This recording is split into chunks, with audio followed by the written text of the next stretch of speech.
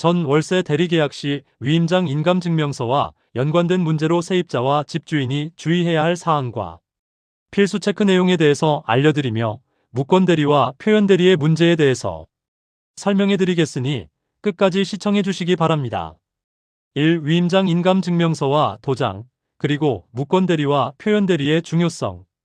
30대 직장인 A씨는 전세집을 구하던 중 조건이 좋은 집을 발견했습니다. 하지만 계약 당일 집주인은 나오지 않았습니다.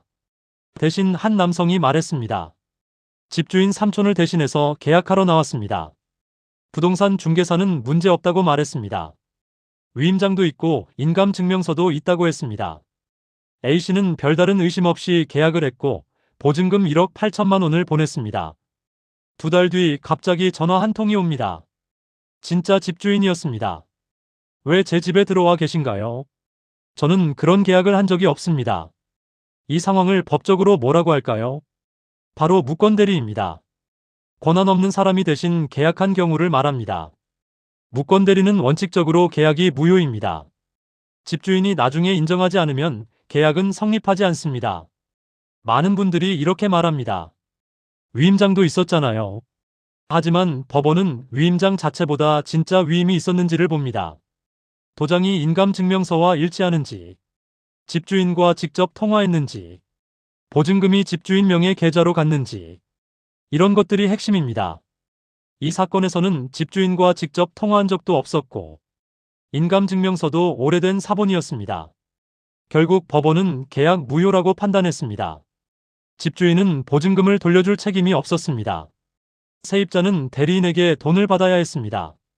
하지만 그 대리인은 이미 사라진 뒤였습니다. 이는 전형적인 사기 사례 수법으로 볼 수 있습니다. 그럼 예외는 없을까요? 있습니다. 표현대리라는 개념입니다. 집주인의 행동 때문에 세입자가 믿을 수밖에 없는 상황이 만들어졌다면 계약이 유효로 인정될 수 있습니다. 하지만 현실에서는 매우 드뭅니다. 그래서 세입자는 반드시 세 가지를 확인해야 합니다. 집주인 본인과 직접 통화했는지, 위임장 도장이 인감증명서와 같은지, 보증금이 집주인 명의 계좌로 입금되는지. 하나라도 아니라면 계약은 멈추는 게 맞습니다. 집주인도 조심해야 합니다. 인감증명서와 위임장을 함부로 넘기면 표현대리 책임이 본인에게 돌아올 수 있습니다. 전월세 대리계약은 서류보다 구조가 중요합니다. 계약 전에 한 번 더 확인하는 것이 수억 원을 지키는 방법입니다. 2. 중개사가 개입한 경우 불편한 진실. 세입자가 전세금을 전부 날린 사건이 있습니다. 많은 분들이 이렇게 생각합니다. 중개사가 확인했으면 안전한 거 아니냐고요.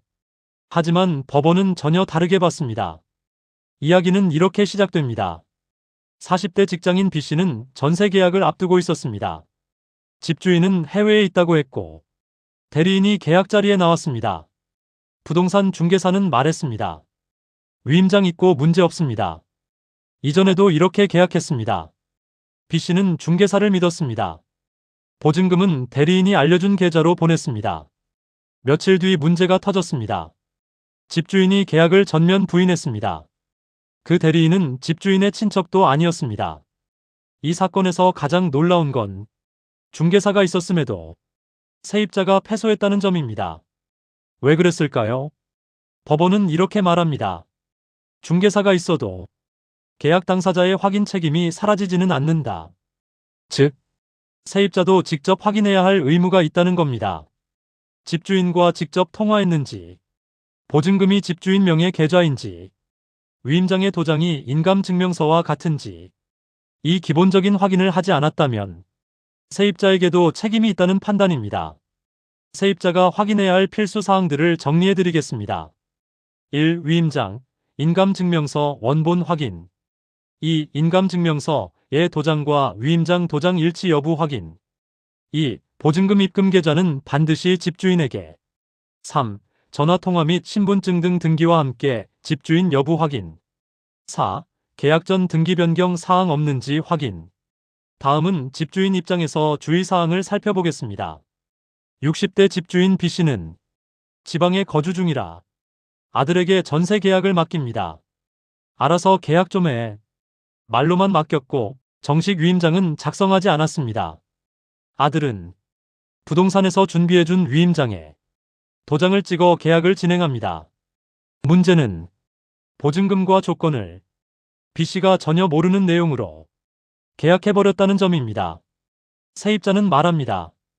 위임장 있고 아드님이 계약하셨잖아요. 법적으로 보면 이 경우도 핵심은 동일합니다. 대리권이 실제로 있었는가? 가족이라고 해서 자동으로 대리권이 생기지 않습니다. 다만 집주인이 이후에 보증금을 사용했거나 계약 사실을 알고도 이의 제기하지 않았다면 이를 추인이라고 보고 계약이 유효해질 수 있습니다. 판례에서는 집주인이 침묵하거나 이익을 얻은 경우 사실상 계약을 인정한 것으로 판단한 사례도 많습니다. 즉, 집주인 입장에서도 대리계약은 방치하면 큰 법적 책임으로 돌아옵니다. 집주인 입장에서 필수 체크리스트 1. 위임장 사본은 세입자에게 줄 수 있으나 인감증명서 원본을 주면 안 된다. 2. 위임장의 범위를 구체적으로 정하는 문제도 사안에 따라서 검토할 수 있다. 3. 무권대리와 표현대리로 인한 문제가 생기면 법적 검토가 필요하다. 무권대리란 대리권이 없는 사람이 한 계약, 위임 자체가 없거나 위임 범위를 초과했거나 이미 위임이 종료됐는데 계약한 경우 원칙적으로 집주인이 계약을 인정하지 않으면 무효. 표현대리란 실제 대리권은 없지만 집주인이 믿게 만든 외관이 있는 경우, 이 경우에는 집주인이 책임을 집니다. 핵심 차이 한 줄 요약하면 무권대리 집주인이 책임 안 질 수 있음, 표현대리 집주인이 책임지는 경우가 많음. 분쟁 시 세입자 입장에서 검토해야 할 사안들. 세입자가 가장 먼저 따져야 할 질문은 이것입니다. 이 계약이 무권대리인지 표현대리인지 이를 판단하기 위해 법원이 보는 포인트는 다음과 같습니다. 1. 대리인이 어떤 서류를 제시했는가? 위임장 원본이 있었는지, 인감증명서 원본을 직접 확인했는지, 계약 대상 부동산이 정확히 기재돼 있었는지, 아무 서류도 없었다면 무권대리 가능성 높음. 이 그 서류를 누가 제공했는가? 집주인이 직접 인감증명서 위임장을 건넸는가? 아니면 대리인이 임의로 준비한 것인가? 집주인이 제공했다면 표현대리 주장 가능성 커짐. 사례 1. 서류는 있었지만 무권대리로 판단된 사건. 세입자 A씨는 전세 계약을 하러 갔다가 집주인의 동생이라는 사람을 만납니다. 형이 해외에 있어서 제가 대신 계약합니다. 대리인은 위임장 사본과 인감증명서 사본을 보여줍니다. A씨는 서류가 있으니 문제없다고 생각합니다. 계약은 체결되었고 보증금은 대리인의 개인 계좌로 송금됩니다. 몇 달 뒤 진짜 집주인은 이 계약을 전면 부인합니다. 나는 그런 계약을 한 적도 없고 보증금을 받은 적도 없다. A씨는 집주인을 상대로 소송을 제기합니다. 법원의 판단. 무권대리. 법원은 다음 사항을 중점적으로 봅니다. 위임장과 인감증명서가 원본이 아니었다는 점. 집주인이 직접 서류를 교부한 사실이 없다는 점. 보증금이 집주인 계좌로 지급되지 않았다는 점. 세입자가 집주인에게 직접 확인하지 않았다는 점. 법원은 대리권이 있는 것처럼 보이는 외관이 집주인에 의해 만들어졌다고 보기 어렵다고 판단합니다. 결론적으로 이 계약은 무권대리로 보아 집주인에게 효력이 없다고 판단합니다. 세입자는 대리인에게만 손해배상을 청구할 수 있고 보증금 회수는 매우 어렵게 됩니다. 사례 2. 같은 대리계약, 표현대리로 판단된 사건. 이번에는 반대 상황입니다. 집주인 B씨는 아들에게 전세 계약을 맡깁니다. B씨는 인감도장이 찍힌 위임장을 직접 작성해주고 인감증명서 원본도 함께 건넵니다. 계약은 내가 알아서 해. 보증금 수령 권한에 대해서는 아무런 제한을 두지 않았습니다. 아들은 계약을 체결한 뒤 보증금을 자신의 계좌로 수령합니다. 이후 문제가 발생하자 B씨는 말합니다. 나는 돈을 받은 적 없다. 법원의 판단. 표현대리 인정. 법원은 이 사건을 표현대리로 판단합니다. 집주인이 직접 위임장과 인감증명서를 제공한 점. 대리권 범위를 외부적으로 제한하지 않은 점. 세입자가 대리권을 믿는 것이 합리적이었던 점. 집주인이 이러한 외관을 스스로 만든 점. 대법원 판례의 일관된 입장은 다음과 같습니다. 대리권이 실제로 없더라도 본인이 그 권한이 있는 것처럼 믿게 만들었다면 그 책임은 본인이 부담한다. 결과적으로 집주인은 보증금을 실제로 받지 않았더라도 세입자에게 보증금을 반환해야 합니다.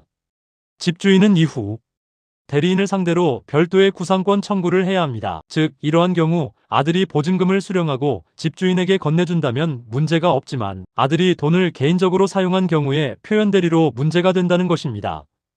즉, 표현대리 자체만으로 놓고 보면 권한을 넘은 경우와 대리권 소멸 이후에 표현대리 등 여러 가지 형태로 다시 나뉘어지기 때문에 사안에 따른 검토가 필요합니다. 감사합니다.